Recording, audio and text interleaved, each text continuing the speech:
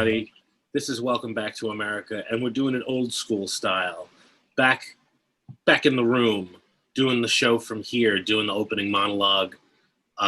As you well know, Millie's been away for the last few weeks, and I am very excited to announce her triumphant return this evening on our Los Angeles episode.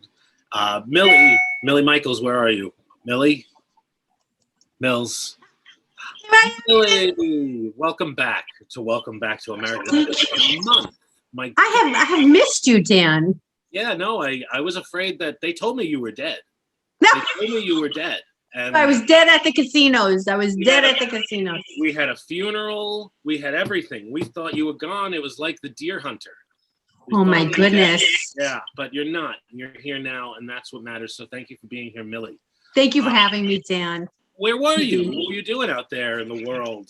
Well, I was visiting my mom out in Las Vegas. Nice. And then while I was out there, because it was very warm, we took a ride over to Los Angeles. Oh, wow. Yeah.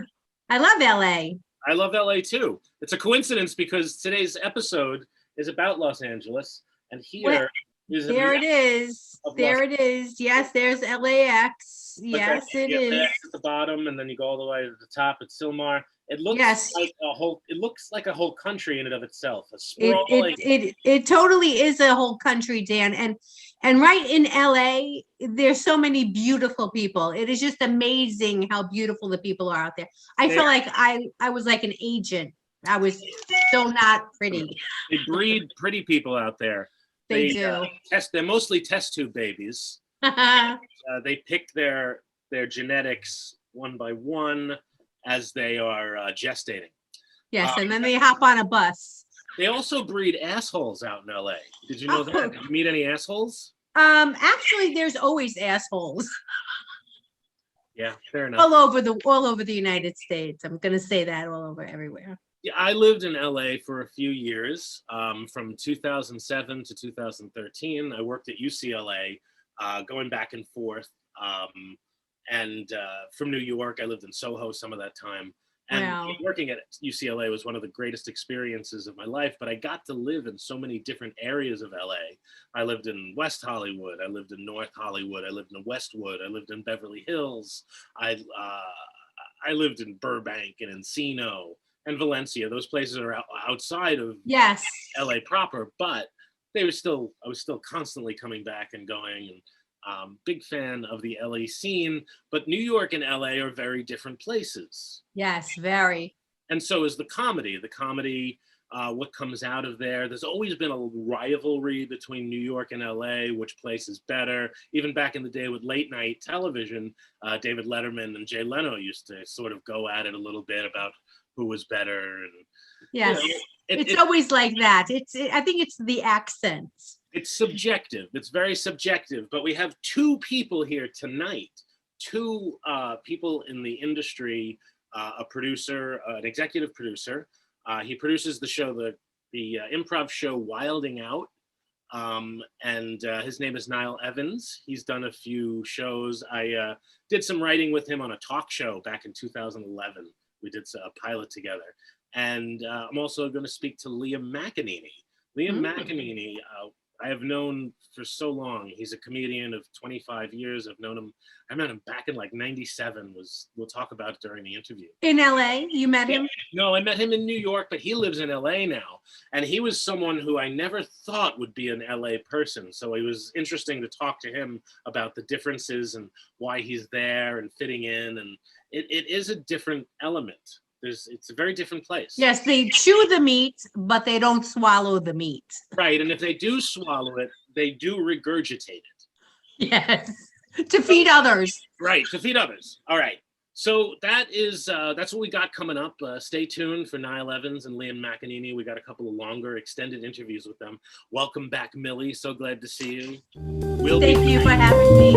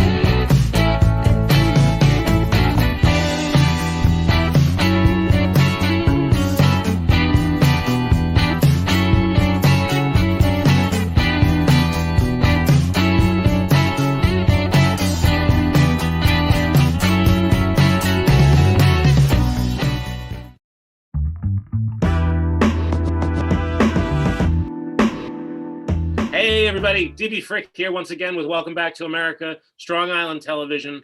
I have a really special guest today. I'm really so excited to have him. He's so many things. He's an executive producer. He's a writer. He even acted in something. We might talk about that. And we first met working on a show, a little talk show called The Luisa Diaz Show. He was head writer of it at the time. Bentley Evans was producing it. And that's where we first met. And ladies and gentlemen, Nile Evans, thanks for coming down to the show. This is really awesome to have you. Oh, man, thank you for having me. It's a pleasure. Where are you right now? There's a lot of people in a lot of different places in the pandemic. Where are you? Now, I'm at my office in Burbank, at the Incredible Studios office here. You know, I got my Wildin' Out stuff back here and my little bar, and it's all Supreme. I got Supreme everything in my office. So. Oh yeah, I see that now. Now that you say it, I see Sup and Sup. Yeah, I'll give you a little tour. Yeah, let's go. There's all the Supreme stuff. Wow. And then I got Supreme on the walls, on the desk. So who sponsors you guys? Yeah, no, you know, I've been collecting this stuff for a long time, and my wife was like, all this stuff is red. You got to get it out of the house. And does stand out. And so I would just collect it and put it in a box, and I was boxing it up. And then when I got this office, she was like, yo, take your Supreme boxes. And I didn't know how much stuff I had until I unboxed it all. And then I was like, oh, wow, I have a lot of Supreme stuff. It's a very positive thing to see when you walk into someone's office. So that's a great start. What I used to always think, like, I would always look at people's tchotchkes and the things that they had in their office, and I would go to these executives' offices and I'll be like, yo, that's so cool. You have like this puppet from Crank Yankers, and then you have this, and you have all these cool things. And I was like, as soon as I get an office, I got to make it kind of cool.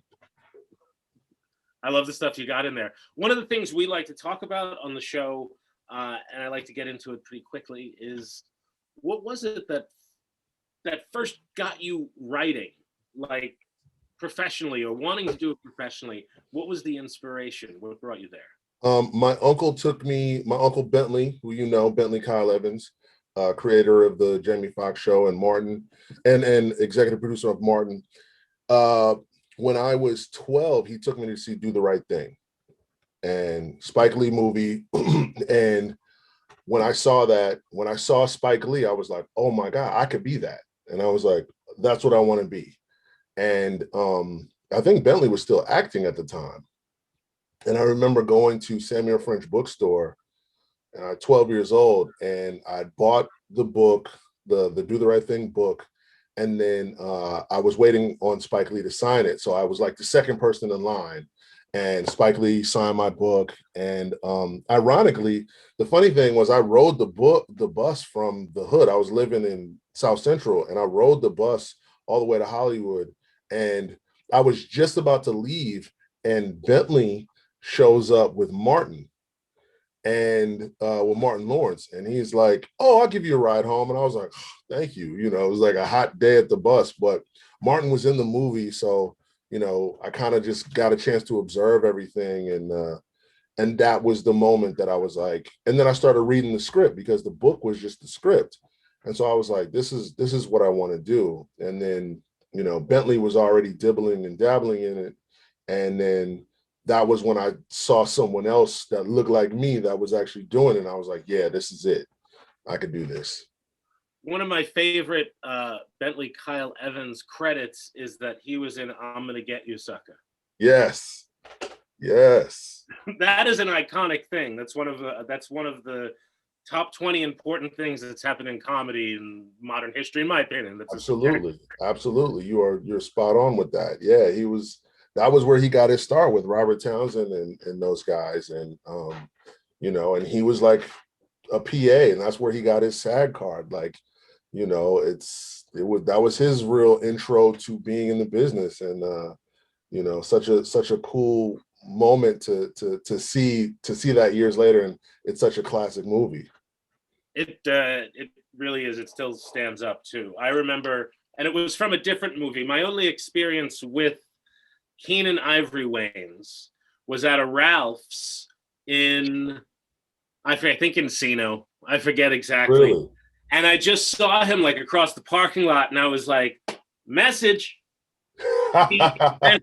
And he loved it. I mean, he was so cool about it. He went on. I don't really bother people. I try not to bother people too much, but that was just a special moment. Oh, that's so cool. Yeah, to have that. I don't think he'd remember, but I'm sure a lot of people do that to him. A lot of people do that to him. Of course.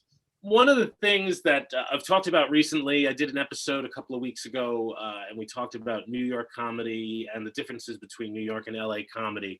And I think you probably have some pretty solid and very smart opinions, having been really deep in both worlds, having produced. I mean, Wilding Out came out to New York for a while, as I remember recently. You were doing For the Love of Hip Hop out there too, I believe. Yeah, no, well, we did the hip hop. We've done the hip hop awards out there, but we did For the Love of Ray J out here. But you know, they're two different worlds. Just combined. Yeah, right. I combined those two titles accidentally. Thank you. Yes. Yeah, no, it's all good. Yeah, there's two different worlds, and it's like I always say that there's two different New Yorks. There's like the hood New York, and then there's the Upper West Side. You know what I mean? And they all kind of collide, but they're two different worlds. And so like when New York comedy is super, to me, it's super niche. And they're like, hey, I'm here, and this is the proving grounds, and but they kind of like, to me, like not being a comic, just being someone who works in TV, I'm always like, you got to come to LA to get the TV look, and that's where you're gonna really blow up a little bit more. And sometimes, like I've had conversations with New York comics, and they're like, I love going to the Cellar, and I love going to, all these different places. And I go like, that's cool, but where are you going to go after that? You know what I mean? You're going to go on the road, but like, I go like, you got to come to LA to get that look. I like that angle. I think that to be a New York comic, if you doesn't necessarily, most of those guys can't do the road because they can only play to a New York audience. Yes. There's no playing to like Wisconsin. You're not going to be able to do that.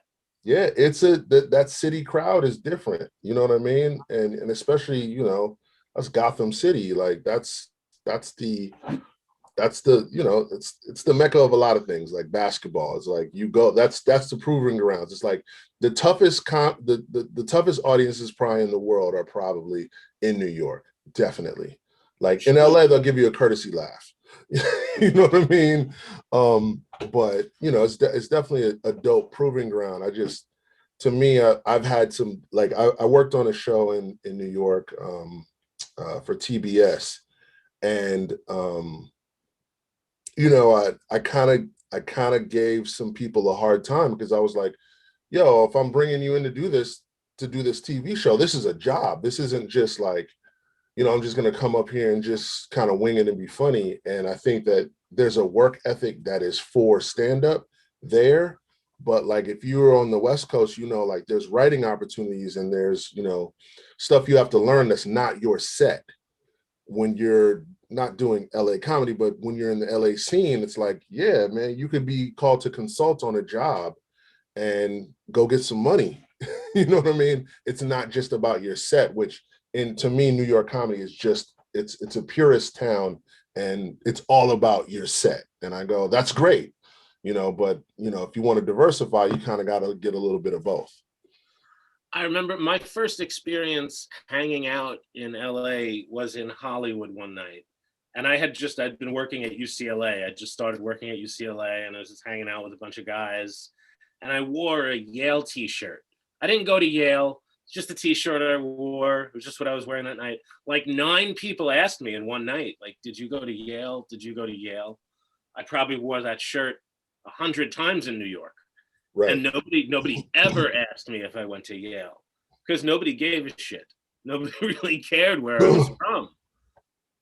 Well, also you wearing a Yale shirt in New York, people assume that you probably did. Right, because it's so close by. There's a True. it's Yeah. close by, and it's an educational city to me. It's like everyone's worried about like their education.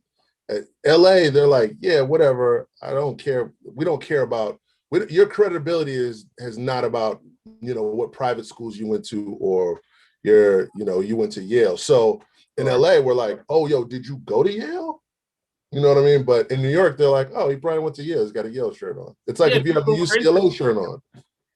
Who has worse? If you had to be stuck in one traffic for the rest of your life, would you rather be stuck in LA traffic or New York City traffic? Whoa. You know, do I get to have my car? You get to have your car, sure. You get to have whatever car is yours. You can even have the best. I would rather be stuck in LA traffic because, you know, it's going to be sunny. Like, I don't want to be ever in the snow in traffic. You know what I mean? This is the worst part of life. Yeah. At least there's something to see on the 405. You know what I mean? It's like a mountainous range where you can. It's kind of picturesect. But you might even make friends in the traffic. You might even make some. I don't want to be stuck in a tunnel. No. That makes me think of The Stand. There's a scene in The Stand where he's got to walk over all these bodies in a tunnel, and it makes me so uncomfortable. Crazy. I used to drive a Miata when I'm a big guy. I'm 6 foot, 275 to 300 pounds usually. Right. I drove in a Miata with a girlfriend who was, you know, not a big person, but it looked so. That was what I drove. I looked so funny on the 405 in that, with the top down. And you really shouldn't even do that. It's like dangerous. Things could be flying at you all the time, driving down the 405 in traffic. I'm 6'6". I drove a Prius for years. Okay. 6'6", 300. What is a 6'6"? What do you mean by that? I'm 6'6". 6'6". Oh my God. I'm 6'6", 300 pounds. And I have a Porsche 911, and I love that thing. And I'm in that thing like this. But your body has got muscle memory now. You've been driving that a while, so I know how to slide in it. I fit in like a glove now. I like you shimmied. There's a shimmy involved. We need a video of that. Right. What you worked on Wilding Out. You're an executive producer for Wilding Out, one of the most important improv shows that's ever been around. Thank you. And I wanted to know who you thought was the funniest. The funniest person that's ever been on the show? Yeah. Who do you think's the funniest? Wow. And it could be a couple of people. I know sometimes it's hard to just get it down to one person. People are funny for different reasons. I would say there's two people. I would say that there's the funniest, and then there's one of my favorites. The funniest to me is going to be Cat Williams, hands down. Like, no one could command the stage, and like he would walk up and go, and they'd already be laughing. And that's a great impression you just did of him too. That was a pretty spot on moment. That's just one little sound. That's pretty good. Yeah, nah, Cat to me was by far the funniest person to ever grace the stage of Wildin' Out. One of my favorites now though is I can't take anything from Chico Bean or Carlos Miller, but Emmanuel Hudson to me is probably one of the funniest people I've ever seen that is not on a big show. Like, he needs to be in a sitcom, and E-Man is just, he's magically funny.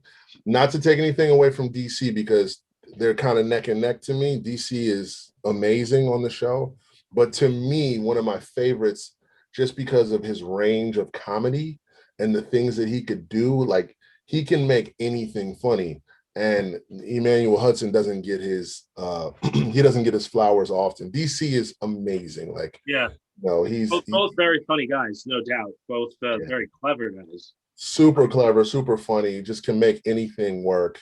Now, more importantly, who's the least funny?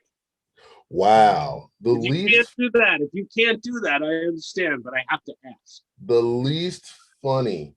I mean, I'm going to give you one of those NBA interview answers and say, all of our players are just, they're all talented in their own right. To say one was, the least funny would be saying that, who's the worst player on the Dream Team. Oh, of course, yeah. I totally get it. So yeah, I wouldn't say that I like I believe in everybody. I think that everybody on the show has talent. Some of them haven't peaked yet. And then, here's what you'll know. If you don't see them the next season, either they've gone on to bigger talents or bigger shows or a movie or whatever it is, or maybe they weren't the funniest person on the show. Or they went to less. They went to more, or they went to less. Either one. It's Is there there must be another season coming out? I know that it was being moved around a little. It went to VH1 before the pandemic, and then was going to do something on Quibi, but Quibi kind of fell apart.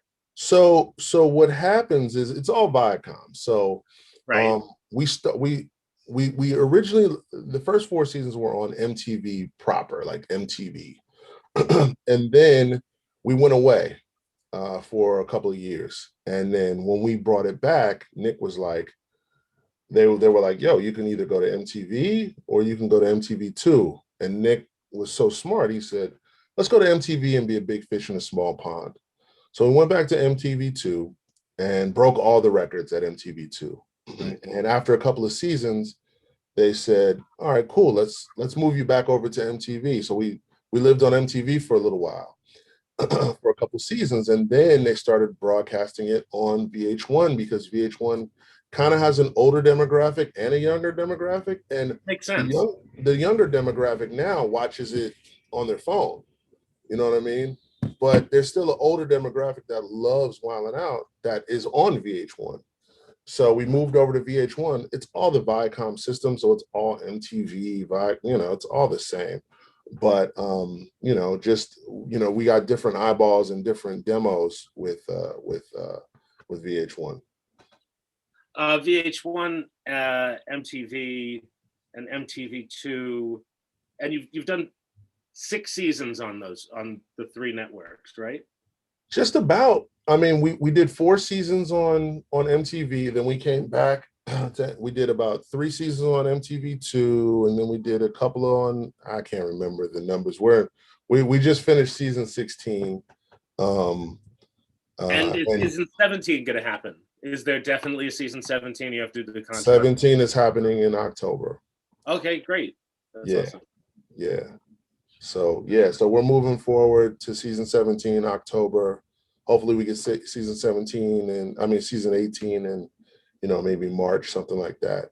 But we shoot a lot of episodes. We shoot 27 episodes a season. Who are some of the people that, beyond Wilding Out, the people that you have found the funniest right now in history?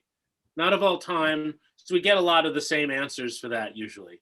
But right now, mean like the Dave Chappelle's, or are we talking about like new people? Yeah. I mean, he's one of the most influential, important people right now in comedy. He's probably one of the most important people in comedy, and as far as politics are concerned, and activism, and especially for as a Black man, like Dave Chappelle could run for president right now and probably win. He would win the Black vote.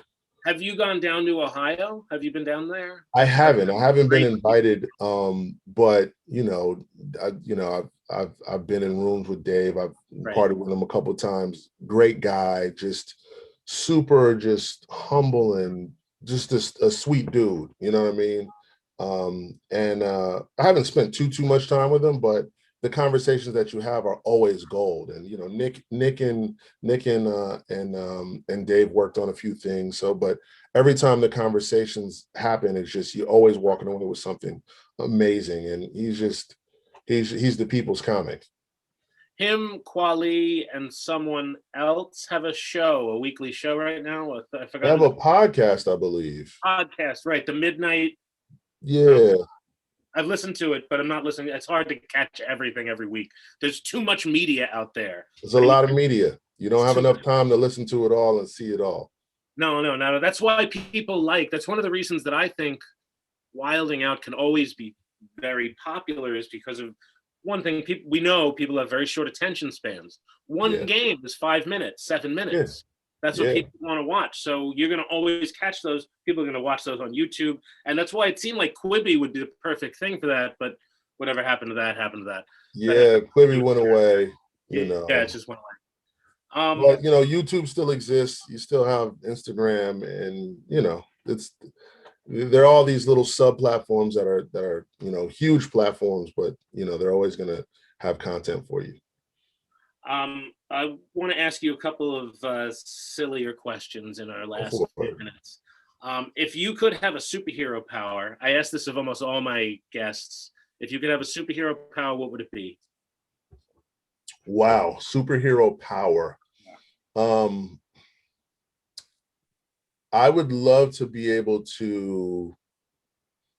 Oh, this plays into the whole traffic thing. I would love to be able to be like, cool, I can be in one place 1 second and then be somewhere else. You know what I mean? Like I could be like, cool, I'm gonna be in the south of France right now. And I'm in the south of France. I don't know if that's superpower, but is that a superpower or is that just an ability? No, that would be a superhero power. To what effect? It's real though, in that you can have a car that drives itself and go on virtual reality and just start walking around Paris. You can do that, but not many people have the automated cars, the self-driving cars. Yeah, you got to get the new Tesla. I want to know if you want to go in, because you've worked in the hip hop realm. I want to know if you want to open up a bunch of theme restaurants with me called the Hip Hop IHOP. Hip Hop IHOP.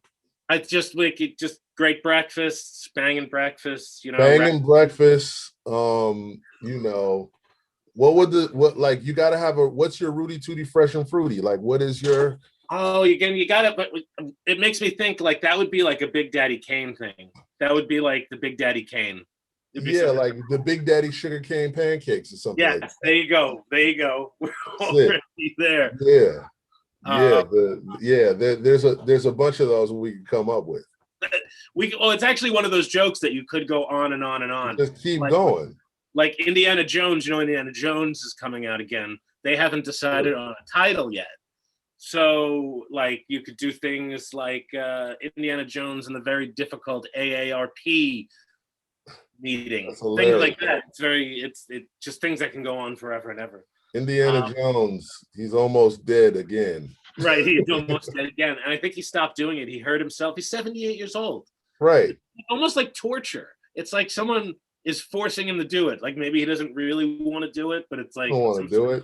But he's still getting some benefits, and get like $50 million probably or more. Something like that. Yeah. Over time, he makes money on Indiana Jones every day. What are the residuals on Indiana Jones? Like, I just want to know the residual calculation, that since you 1984. Get. Since 1984 to now. Yeah, I would love to. What do those checks look like still? Like, it's got to be in the hundreds, thousands, because most of these people are always buying shirts and hats and all the time. Gotta be. Anyway, Nile, thank you so much for coming down to the show. This is I would love to keep on going. We could talk forever, obviously. Yeah. But is there anything you're working on that you want to talk about, where people can go see you and what you have to say? No, I'm doing Wildin' Out. I'm doing a bunch of other little stuff. And, you can find me on Instagram. You can find me on Facebook, Nile Evans. I'm a simple dude, family man. Simple dude, and also a fantastic father. You're one of the best fathers around. I've seen the way you advise your son and advice you talk about, and it's been some of my favorite over the years. So I appreciate that. Thank you so much. I tried to pivot away from being funny online to just kind of going, all right, cool, let me be a dad, Yeah, no, you're a good dad. I'm sure your son loves you to pieces, and you did a great job. Thank you so much for coming down to the show today, man. Be well. I'd like to keep in touch. We'll talk again soon. You rock. Thanks for checking out the show. Welcome back to America. We'll be back right after these commercials. Watch them. They pay for the show or something. I don't really deal with that stuff.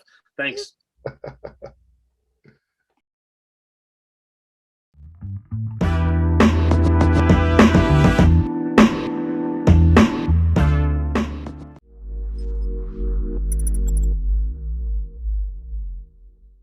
Me llaman Tan Pablo y hace más de 20 años me enamoré de una colombiana. Viajé a su país y conocí un estilo de café muy distinto, muy especial. Ahora tostamos cafés excelentes, con alturas y microclimas diferentes, resultado en una taza muy compleja y muy rica, un sabor nuevo en el mundo. Fue un éxito. And I even got to keep the girl.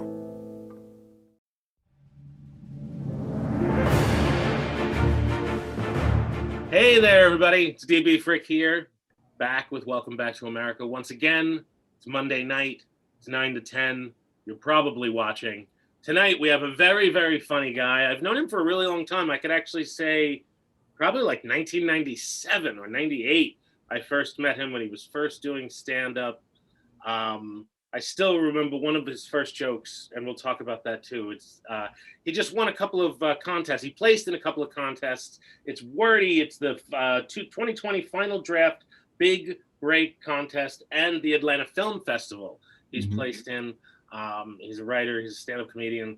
He's on a list of GQ Spain called him one of the top 100 comedians of all time. Ladies and gentlemen, Liam McEneaney. Thanks for coming down. The Spain thing, the GQ Spain thing was very random, and I only found out about it just because I have a Google alert set for myself. I've never performed. I've performed in Europe, but never in Spain. It was very flattering, but it felt like they drew my name out of a hat, to be very honest with you. It was interesting to read, and I loved hearing it. And I'm not surprised, though, that, I mean, why not? But I was going to ask you whether you had been there or not, and I don't know that there's a big American comedy scene down there. I don't know that at all. I would guess not, because they would mostly be speaking Spanish. I mean, you know what's interesting actually is in Europe, there is a big English-speaking comedy boom right now because, you know, there are comedians in the UK and Ireland and Scotland who will just travel wherever. And there are countries like Germany and a lot of Scandinavia where they don't have that tradition of just someone standing on stage and delivering a monologue. So I started going to Europe about 15 years ago. I just kind of was like in my apartment feeling sorry for myself because I'd never been to Europe because my parents were poor when I was a kid and I just never did I never went to college. So I never did the student exchange thing. And so, or, you know, the study abroad thing, I should say. So anyway, making a long story short, I just was like, I have a skill people actually pay for out there. And so I just Googled 100 shows and clubs and other things that might pay me to do stand-up. And out of that, I got like 6 weeks of work. It was a very transformative experience. I vaguely remember you talking about this time in your life once before. I think the last time I saw you was at a party, and God, it's got to be almost 12 years ago. Was that the last time we saw each other? I think so. It had to be a party. Oh my God. Didn't you do my show or something like that? I have done a show, but I think this was before that. It doesn't matter. We're still here. I thought you did my Tell Your Friends show. Maybe you didn't, and this is a sore point, in which case I apologize. There is no sore point at all. I am terrible at keeping in touch with people, and that is like something I'm really trying to work on. But very self-obsessed. Yeah, no, I can understand that. You do get Google alerts every day about. I do. And I Google myself when I'm bored. So on top of the Google alerts, I also do ancillary Googling to make sure I don't miss anything. I Google myself regularly. Nothing's changed in weeks, but I do Google myself pretty regularly. It's sort of sad, but at the same time, it's sort of an ego reinforcement thing. Somewhat, it like helps me a little. It's like, okay, I do have some worth, maybe not in this moment, but I've had worth. So that's what it makes me feel like. And not that a credit is what makes someone have worth or not either. We're both smart enough to know that. Now, you're someone who has lived in New York and LA. Both been lucky enough to do that. Not everyone gets to do that, but you're a real New Yorker. You're someone who... Can I ask you a question? Yes. We met because you were working with Chris DeLuca at Conan, right? We met because you started doing stand-up at El Cantinero. And I was producing that show with an improv group. Okay. And what's really interesting about that show is almost all the comedians that we put up are very successful. Yes. Like Julia Sharp, Chris DeLuca, Chris Regan would come on. And I mean, there's a slew of names, even Karen Berggren. That was like seeing her back there in the day. And it's interesting having been part of it for. But yes, that's when we met. I think that was '97. I say this not to be self-deprecating, but just in a spirit of honesty, which is I am probably the least successful person I started stand-up with. And I'm not saying my career's bad. I'm just saying, like, I'm talking about guys who created TV shows and, you know, are staffed on big shows and stuff like that. Like, I have a pretty nice life and a good career, and I'm definitely not complaining. Yeah. But it is funny how there was especially just a wave of great comedy writers that came out of New York at the same time. I think that each one of them would probably, not all of them, because that's never the case, would feel similarly, that they are not as successful as their counterparts. I think it's something we all feel. But like, wasn't DeLuca running the Steve Harvey show, or is he still running the Steve Harvey show? Which one? Steve's got like 40 shows. Some Steve Harvey show. Like, DeLuca's doing great. You know, it's like, I should actually talk to him. I've talked. We've had a few exchanges, but I should have a chat with him on here. Yeah, I haven't talked to Dutch in a decade, so it's just all strictly guesswork sometimes based on social media, what people are up to. It is true. Yeah, that is how we find out. Then again, I just congratulated a friend of mine a couple of days ago on getting engaged, and it turned out it was just she and her boyfriend had gone to a wedding. Oh. But they've been dating for 4 years, and apparently it's been on her mind. So. Okay, yeah. I mean, the internet can definitely make us think things that aren't exactly true all the time. That's what it's for, really. It made us dumber. We thought it would make us smarter, but it made us dumber. Now, you're someone who is, at heart, I think, personally, you've lived most of your life in New York. You were someone who I always felt would never leave New York. Like, you were a New Yorker. Right. And for the last 5 years, you've been living out in L.A. And I'm curious, Go ahead. I'm sorry. I'm curious what you think some of the bigger differences are and what really keeps them at odds. Well, like you grew up in Long Island, right? Yeah. So, I mean, the thing about Long Island life versus the boroughs life, even I grew up in the outer boroughs in Queens, which is, you know, probably, at least was then probably socially more like Long Island than Manhattan.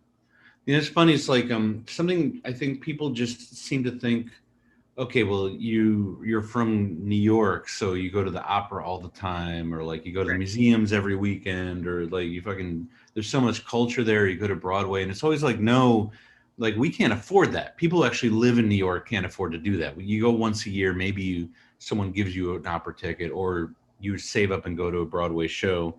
Or, you know, like maybe for an added, like special anniversary, you go to Balthazar or something like that. But, you know, like, so, but where you grew up, you probably like were driving all the time.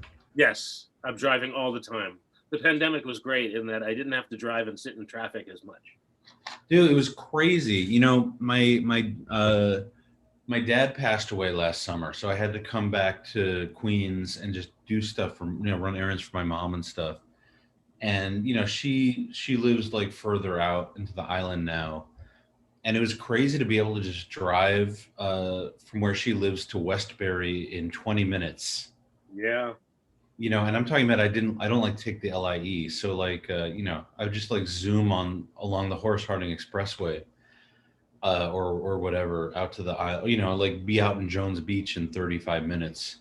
It would take me, without traffic, I can get to Midtown Manhattan in 35 minutes from where I am. Mm-hmm. But it will normally take 2 hours. It's crazy. You know, I was once, and I hope you don't feel like I'm dropping a name, because I don't. But I was talking to Jackie the Joke Man about... Who I interviewed. I interviewed him. He was on the show. I love Jackie. Jackie's the best. But he was talking about how when he started working for the Stern Show, he would be from his home out by Oyster Bay to the studio in like 35 minutes. And he said, you know, and that was because he was driving before traffic, like rush hour started. And he said by the end, morning rush hour had just started so early that it would take him like almost an hour to make the same trip. Like, it's just like traffic in New York got like crazy. It's just too many people. Too many people moved here. You know, it's the most expensive part of the world. This whole area on the map, New York, Yeah. New England. It's one of the richest areas of the world, and it's so crazy busy. And I still think it's a terrible idea to build all those buildings on one rock in Manhattan. Oh, but here's the thing is, now traffic is back in LA too. And also in New York, because I was just in New York helping my mom with some stuff for a few months. And Is your I'm just mom doing like, well? Your mom okay? oh, she's fine. She's just like, she's a widow. So, she needs help with stuff. So, but I'm in just stuck in traffic now all the time. And I'm like, I thought like 1 million people died. Like, where are all the empty spaces where these dead people used to be? Like, it's just like, it seems like there's more fucking people now in these cities than there ever were before. Well, I know, I'm sure the homeless problem in LA, it takes up about 35% of the entire homeless problem in the country. Actually, homeless people in LA survived the pandemic better than a lot of other populations because they were outdoors. Yeah, I'm sure that's true. Yeah. So, and in fact, now they're talking about, well, first of all, the homeless problem kind of quadrupled right before the pandemic started because rents went up because landlords are scumbags, except mine, who's fucking awesome. I love my landlord, but there are a lot of like luxury buildings that were built, but it's like most of those are empty because they're just, investment apartments. So the homeless problem is bad, but it's just, and now once the eviction moratorium is lifted. Right, which I think happened yesterday, at least here in New York. Oh, in California, they just extended it again because it's going to be. So we've got a situation in LA where everyone's been just at home alone and upset for a year. Everyone bought fucking guns a year ago, so everyone now has guns. There's record heat. We're in a drought that I think the city hasn't really felt yet, but we're gonna. Also, the drought is so bad on the West Coast this year that they're saying it's going to affect our electricity because Hoover Dam is a hydroelectric dam that's fronted by Lake Mead, which is at a record low this year. Right, I saw the. They're saying they might not be able to generate the electricity that they normally can. So everyone's got their ACs cranking. So I think it's going to be a recipe for awfulness in LA this summer. I think it's going to be like a do the right thing kind of summer here. Oh, well, that's exciting. That's something to look forward to. But to answer your question, the driving thing has like been a big thing because I never had a driver's license before I moved out here. Like I lived my whole adult life without a driver's license, and then about 4.5 years ago now, I went to the Hollywood DMV to renew my learner's permit because it was about to expire anyway. And very long story short, and I hope I'm not getting anyone in trouble, but they just gave me a driver's license. I'm sure you're not getting anyone in the trouble, but that's great. They just were like, okay, enough. Yeah, the guy was just like, hey, you can drive, right? And I was like, well, I've taken tests. And he's like, yeah, but you can drive. You know how to drive. And I was like, yeah. So they made me take the written.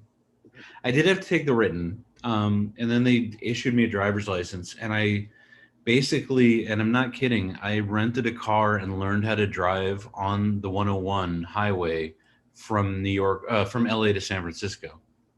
I've done that drive a couple of times. Wow. I mean, that's quite a feat. I mean, I know people in New York that have been there who are in their 50s and 60s, never drove ever. Yeah. Well, so that was a hard thing to take on, I'm sure.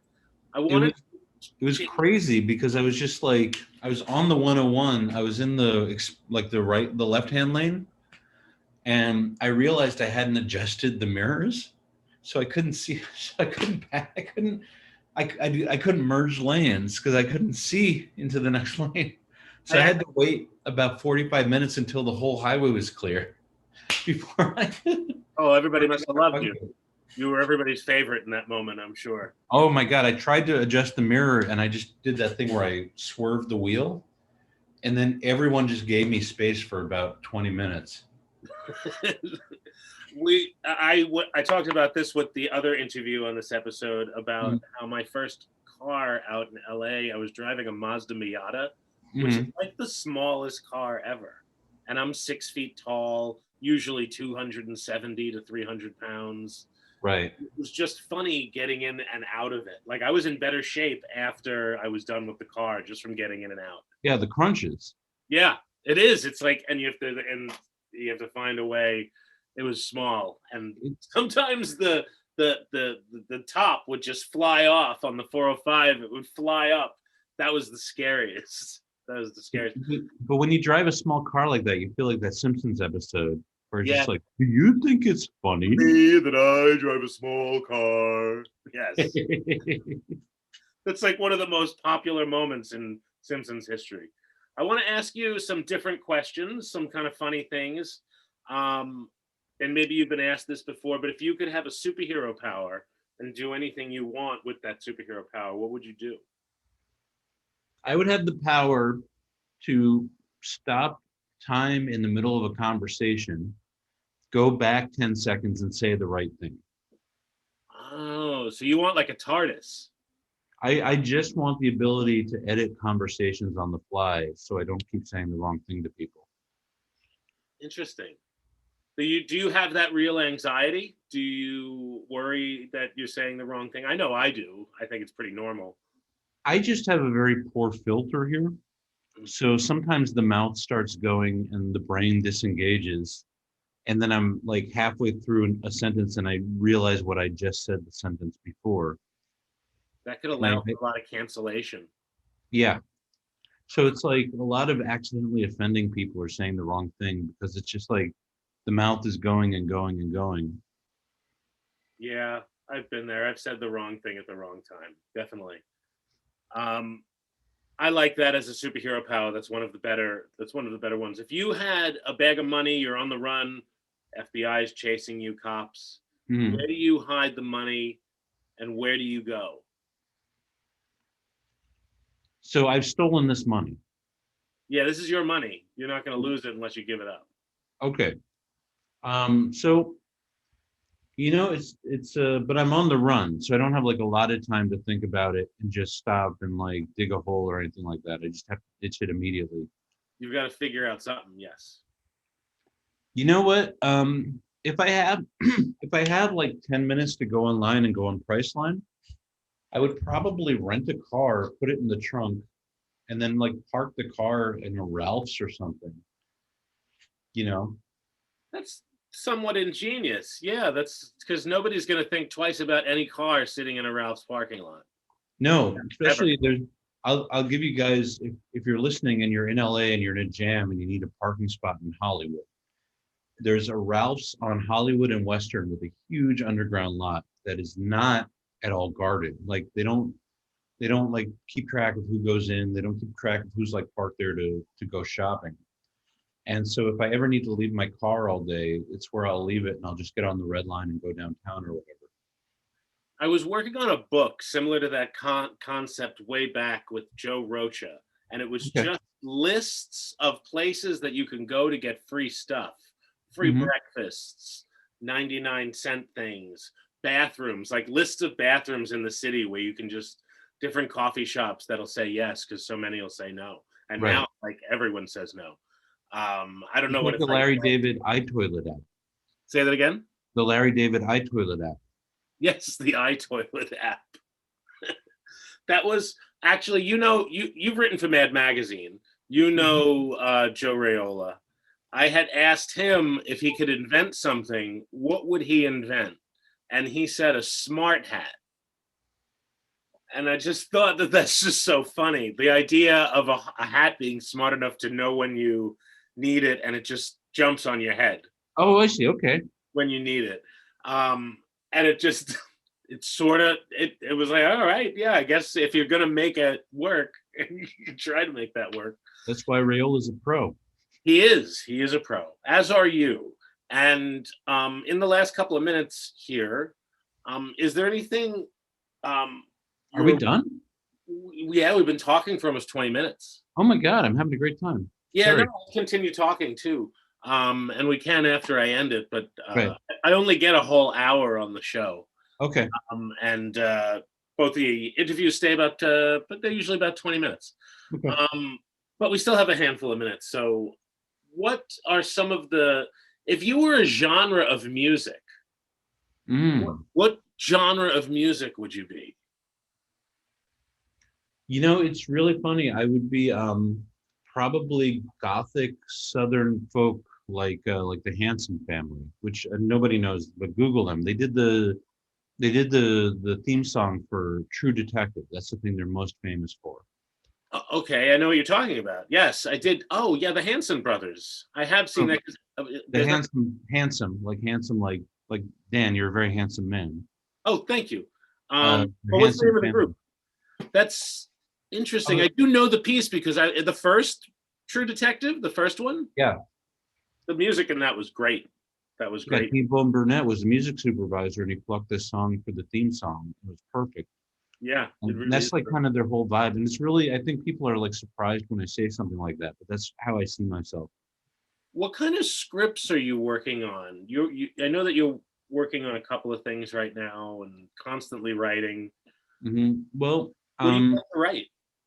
you know, so I wrote two screenplays during the pandemic, which I'm very proud of. One is like a quasi autobiographical comedy called American Dirtbags, just about people I knew in the 90s when I was like a high school and then a college dropout. Like between the time I dropped out of high school and the time I started doing stand-up, me and my friends got into some things. And then another one is called Red Thunder, which is just like pretty much a straightforward Western, like a bounty hunter.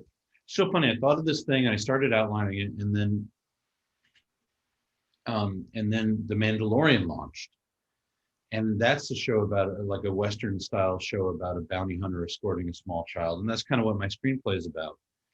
And at first I was really bummed, and then I was like, it just means there's a market for that. And that's all I can do, right? So that's now I'm writing just a spec pilot with a friend of mine who's a great writer. Her name's Colleen Worthman, most recently writing for The Daily Show.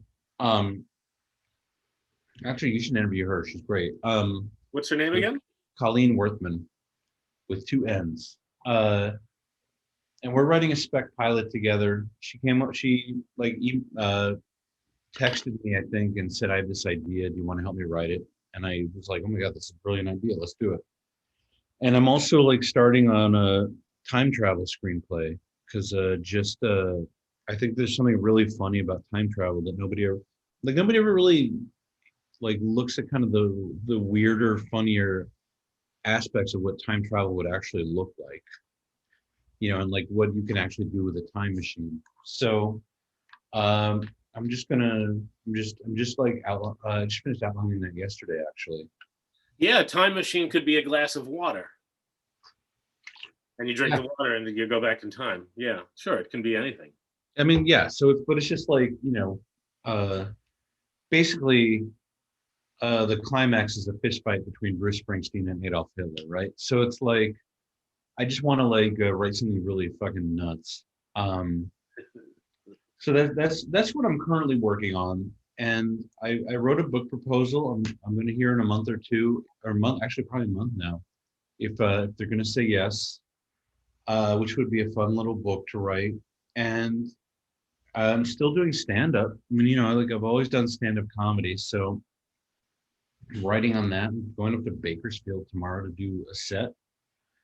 So I'm just basically just doing the work, you know, like just kind of like grinding it out. I wrote on I contributed to a show that was on Amazon Prime last summer, and I feel like everyone should watch it. It's called Gary Busey Pet Judge. Yeah, how do you not watch that?